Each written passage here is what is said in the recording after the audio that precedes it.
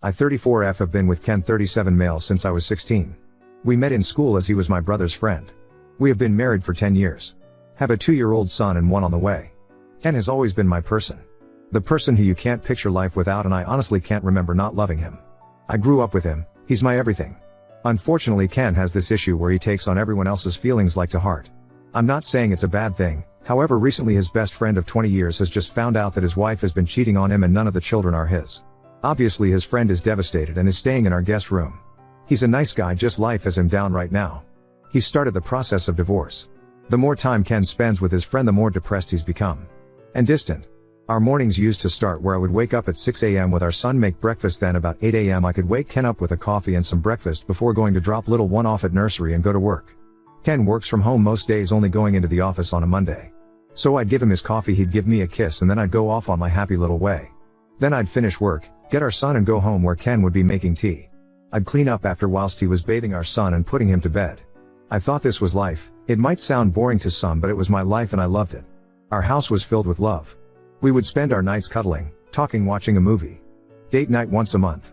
We would take our son out together on a Saturday and then Sunday go visit family or have friends over. You get the picture, I'm rambling. Sorry. Anyway, for the past month things have been changing. Ken is more depressed. I make him a coffee in the morning and just get a mumble, "Thanks." I'd see Ome home from work and the friend and him would be in the living room watching sports. I'm now making tea. Bathing our son, neither of them will barely talk to me. We don't go out on the weekends together. I feel like a single parent. I've tried to talk to Ken about it all, but I get one-worded answers. Then he stays up till about 1 a.m., which I know it's not super late, but I'm passed out by then. I'm exhausted, alone and pregnant. I miss my husband. Yesterday I came home from work and you know when something just doesn't feel right? Well, I went to find Ken to see what he was doing as his friend wasn't in the house, but Ken's car was. He was in his office looking up DNA kits for our son. I asked him why and his response was, "Well, I just want to make sure all the kids are mine before I continue looking after them, as I'm not a free childcare." This broke me. When I say I'm devastated, it's an understatement. But if he thinks that I've cheated on him, then surely the trust is gone? Is there any going back? Am I just being pregnant and hormonal? Would I be extreme for looking for a divorce? I could put the papers in the envelope with the results from the DNA test. I think I'm gonna go cry in bed now. Had to take the day off work as I feel like I've just been gut punched. Azorgi01, your husband's feelings are being fed from his friend. Working from home a lot disconnects you from being social, and the only social activity he gets is depression from his friend. This friend has to go, and once he does, you two can work on getting back on track the way you were. You really need to explain this to him and he should understand. These are all actions of the other person, not your husband, if that makes sense. Get through this and you two can be that much stronger, but as long as this other person is around, I feel it will only get worse. Update 1. Weird how telling complete strangers that I'm struggling with life seems to help. So I think after my pity party, which couldn't last long due to being a parent, I called my stepmom and dad. My mom died when I was 10. They are coming to stay with me on Friday. Crying on the phone helped, although I'm not really sure they could truly understand a word of what I was saying. I've spoken to Ken, well, more like spoke at Ken, telling him that his friend is till Thursday to leave. I'm not a monster and can't just tell him to leave at the drop of a hat. I've also told Ken he needs to leave too. Whilst yes, I could go to my dad's house, I don't want to disrupt my little one more than needed, and all the things for my baby is here too. Especially as I'm 8 months along, it just seems stupid for me to be the one to leave. I've made it a point of not pointing out it's my house either. I'm trying to be calm and sensible. I'm not 100% sure Ken listened, but I did message his sister, who is a force to be reckoned with, and she said she will make sure he's gone by Thursday night. Things I've told Ken I want is, yes, he can have the DNA test, but I will be damned if I'm the one to do it. He can also have one for the baby, as I ain't got shit to hide. I know that some people have questioned why I'm so against it. Let me make something clear. I would never cheat because, as I said in my last post, Ken is / or was I to know, my person. He's the only man I've ever been with. So that isn't any concern of mine. I'm just hurt that he wants one because clearly he doesn't trust me. So things I want. I want him to have the DNA tests mainly so I can make him eat the results. Not literally, I'm just venting. I'm also going to suggest couples therapy. I already see one due to losing my mom and my little sister in a car crash when I was little. I want to suggest he sees one alone, but you can lead a horse to water but can't make him drink it. I don't want to force him to do anything he doesn't want to do. I want him to maintain contact with our son. Yes, he doesn't believe he's the father right now, but that's no reason he should neglect him, as he's his, and I don't want to upset my son. Yeah, he's only 2, but still he deserves all the love from both his parents. He's done nothing wrong. Then obviously this one when he or she comes along. Still not sure about the state of my marriage, but even if divorce is what happens, I need to be able to get through to him so he can be the father he was. Am I going insane? Do I sound insane? I don't know why writing here helps so much. Update 2. Following my 2 other posts, I will answer some questions. Yes, it is my house. It was left to me when my mom died. I have lived here all my life.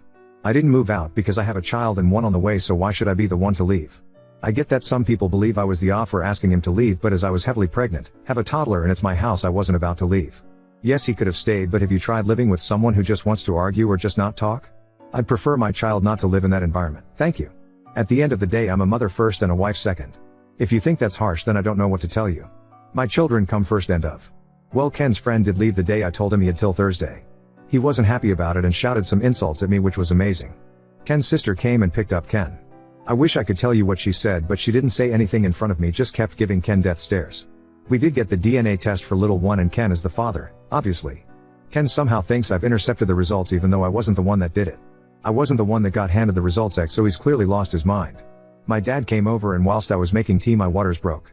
My little girl is here, she healthy and happy. She was 9 pounds 8 ounces, so no concern of anything with her. I'm now a mom of 2. I am home now and Ken has been to see his baby girl, although as she's not had a DNA test he disagrees with her being is because his family. Why doesn't have many girls yet? He has a sister, so I just rolled my eyes. I don't really know where to go from here. Ken is refusing therapy. He says there's nothing wrong with him or his brain. I beg to differ.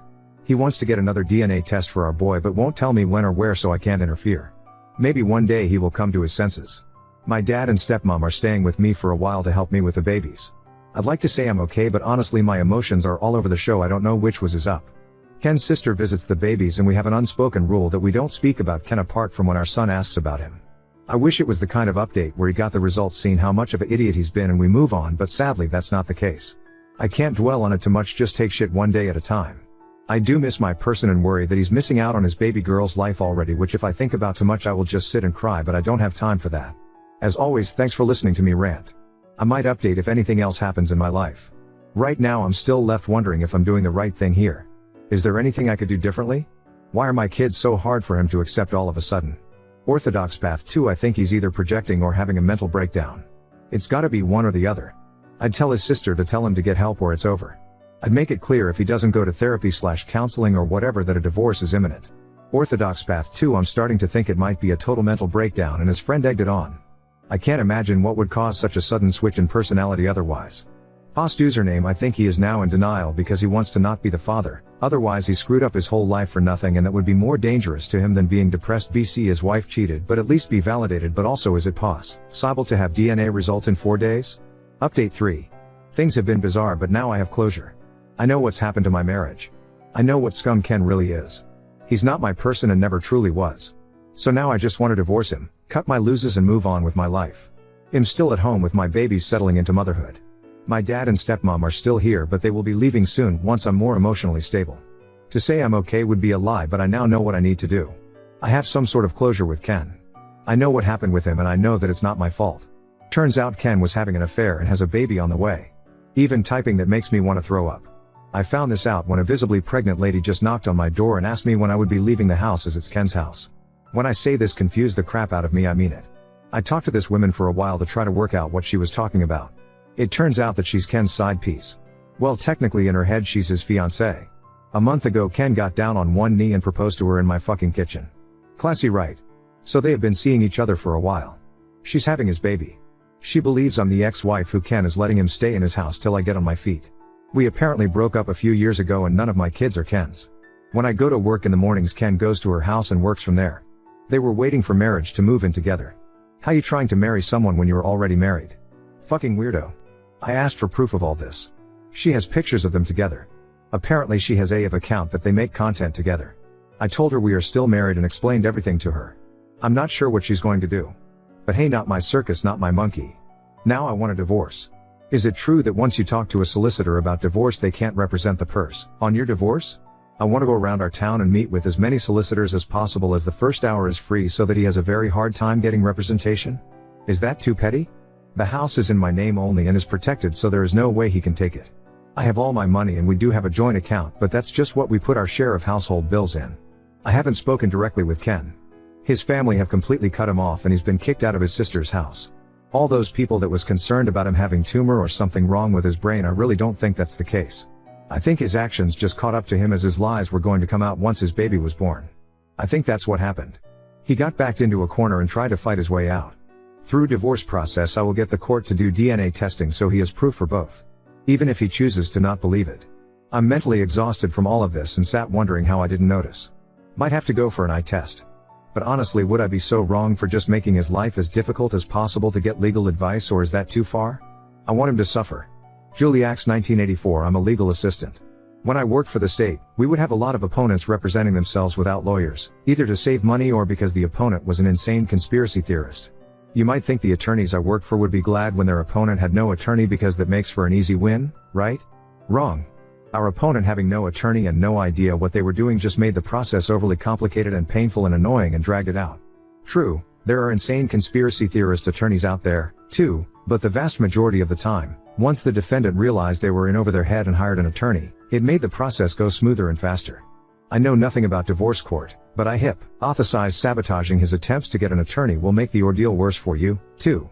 You have proof of infidelity, the house was acquired before the marriage, you have this in the bag already. Just go through the motions of serving the paperwork, letting time pass, etc. The less shenanigans anyone causes, the smoother and faster it will go. I don't know if STBX has a motive to drag the process out, but preventing or delaying him finding an attorney is no protection against that. Update 4. I'm okay. I totally just forgot about my ramblings on here lol. I'm doing okay. I'm officially divorced from Ken. It took a long time to get to this part of my life, and at some points I actually felt like I was drowning. Both of my kids had a DNA test through the courts and they are Ken's. He still doesn't believe it. Not my problem though. Ken is now in prison for domestic abuse. I'm not 100% on the details because I wasn't involved. It was his side piece. I'd love to say that sometimes I don't break down in tears and I'm completely over it. But I'm not. I've now gone back to work though after my maternity leave was finished. I got a promotion. And now I'm used to living with just us three. My kids keep me going and I'm so proud of them. They go visit their grandparents and dad's side of the family and they have been so lovely and supportive. His sister is still amazing. I don't really know what else to say. Just I'm okay. I'm divorced and my children are thriving. I can't thank Ken for a lot of things, but I'm grateful for my children. Now on to second story. Husband ate all my post-surgery diet food and called me a baby when I cried, leaving our 11-year-old to help me instead. I just had surgery on my stomach and intestines almost 2 weeks ago. Because of the surgery, I have to adhere to a very strict diet until I'm fully healed. If I stray from the diet, it could cause severe complications and possibly lead to death. So for the first 2 weeks after surgery, I can only eat, drive, a full liquid diet. The most solid thing I can eat is pudding. I can't even have soup with any chunks of veg/meat in it, even if they're soft. There's not a lot of variety to choose from and I'm not having a good time at all. Plus I'm still having pain from the procedure and some nausea, and I've had to go in for 4 fluids and iron twice now. Prior to surgery, I meal prepped for myself and for the family so I wouldn't have to worry about it after. I made meals for myself for every stage of the diet and with specific macros/ingredients to meet my needs and comply with my other health problems. For example, I have celiac disease, so everything has to be gluten-free. I also follow a low sugar/low carb diet, so everything had to comply with that as well. I also made meals for him and our son, meals specifically requested by him. I stocked up on snacks they liked and asked for. We also have a fairly strict budget right now, so I made everything from scratch to save some money. About 1/4 of everything I made is in the freezer attached to our fridge for convenience sake, the rest is in the deep freeze in the garage. So most of the meals in the house freezer are gone, so I went out to the garage to restock. All of the meals I'd made for myself are gone. Just completely emptied out. I'm really upset because I have no energy right now to make more. Living off of liquids and having anemia will do that to a person. My diet is, hopefully, progressing to soft solids tomorrow, so I was really excited to be able to eat some of the food I'd made. I asked him about it and he blamed it on our son first. Which I know is BS because the kid hates all of my special food with a passion lol. There's no way he'd be sneaking my food. So I questioned my husband again. He admitted to it, said he'd been taking my meals to work as his lunch because he was too tired to make his own lunch before work. He has always made his own lunch up until now. He also said he was bored with the lunch he makes and my food provided variety. I am exhausted. This recovery period is kicking my ass. Before surgery, I ran a mile every day. Now, I barely have enough energy to walk up the stairs. I'm not supposed to lift more than 10 pounds, I'm not supposed to do anything more strenuous than walking. Even taking a shower is tiring right now. The anemia, dehydration, and lack of proper nutrition is making it worse. So when he admitted to taking my food, I just started crying. He hasn't been much help after surgery. My son, 11 has been doing all the lifting for me and helping me with chores and cooking. When I started crying, he got disgusted and told me I was overreacting and being a baby. He refuses to make me new meals, he refuses to help me make new meals, he says it's been almost 2 weeks and I should be able to do stuff on my own. At this point, I'm seriously considering divorce. I mean, My son and I are already doing everything on our own already. And I know my kid won't eat my diet food. Am I overreacting? Also, I just found out he's raided my non-perishable food stores in the pantry. It was mostly sugar-free jello and pudding, stuff I can eat on the liquid diet. Pretty much everything is gone, except for some sugar-free orange jello. TDLR, I am on a special diet due health issues and recent surgery. I meal prepped meals for myself and for the family so I wouldn't have to deal with it while recovering from surgery. My husband ate all of my diet food without telling me and says I'm overreacting for being upset. Update 1. I tried to read all of the comments but there are so many and frankly, I'm tired so I'm sure I missed a bunch. I apologize for that. Anyway, so it's been approximately a week since my post and I'll try to answer some questions and let everyone know what's going on. The food I had in the deep freeze in the garage was for the next stage of my diet, which is soft foods with a high protein content. Think egg salad, tender cooked chicken, vegetar, chicken chili, soft seafood, etc. Definitely more tasty than the liquid diet I was on. So maybe that's why my husband ate them. I'm still not clear on why he did what he did. I have no idea if he ate them or threw them out as many of you suggested. I did ask him and he danced around it and didn't provide any answers. I think maybe he did a combination of the two. I think he has some built-in resentment as I've had health issues since before we married. He knew what he was getting into and he married me anyway.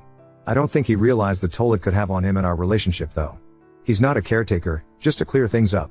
I'm not sick enough, except while recovering from surgery, to need someone to take care of me. I am very independent and I do everything myself. I do most of the child care, cleaning, errands, cooking, managing money and expenses. You get the idea.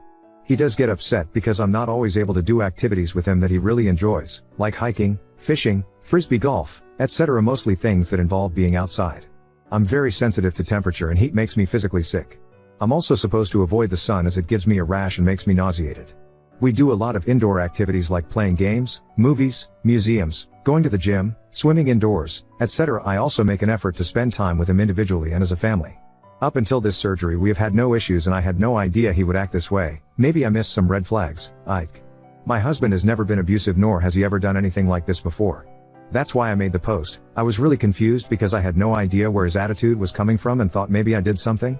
Like I stated above, I think he has some built-up resentment or something.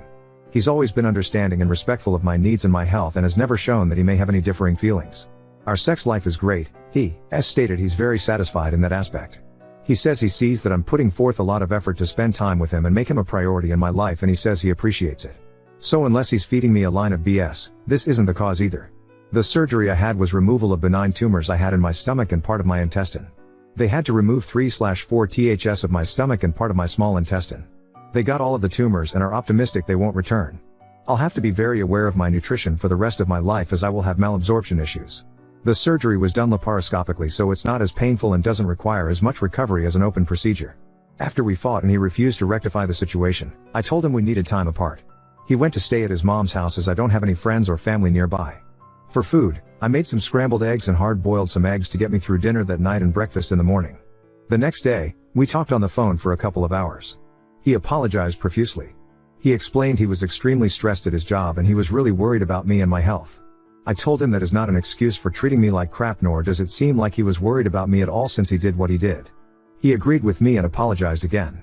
He agreed to go to individual and couples therapy, which is huge because he doesn't like or believe in therapy as he's had bad experiences in the past. I also see my own therapist and have been for the last 15 years, to be clear. He also agreed to buy all of the groceries to replace all of the food he took and he agreed to make my meals for me with a little guidance as he's not great at cooking. I made it clear that if he doesn't something like this again, there will be no more chances given and I will file for divorce. He also apologized to our son for putting more responsibilities on his shoulders. My husband is now back to staying in our home. He has been doing all the things I'm not supposed to do and he's working on remaking all of my meals. I've been teaching him how to cook easy meals for him and our kids so he can do so in the future. He's been nothing but polite, sweet, loving and respectful. He's also been putting forth an effort to take on more responsibilities in the house so I'm not forced to have to do everything. I am, however, worried that this is all just a temporary fix because he wants to avoid divorce. I'm keeping an eye out for red flags. I'm not willing to put up with poor treatment. I'm just waiting for him to get comfortable and revert back to old habits. So we will see what happens, only time will tell. To be clear, he's never treated me badly in the past, which is the main reason I decided to give him a second chance. I'm really hoping it's an aberration. As for his stress at work, his place of employment is severely understaffed at the moment. He's been going to work early and staying late to help them with this issue. He's tired and cranky, which is understandable. Adding my recent surgery on top of things and he just couldn't handle it. He knew my surgery would be complicated and he says he's afraid I'd die or end up with complications. This is understandable as well, I'd feel the same if roles were reversed. But he does agree that none of this gives him an excuse for his behavior and he's agreed to work on it. He says he is very satisfied and happy with all other aspects of our life together and he says he's really disappointed with himself for the way he acted. Again, we'll see how it works out. I'm taking everything he's saying with a grain of salt.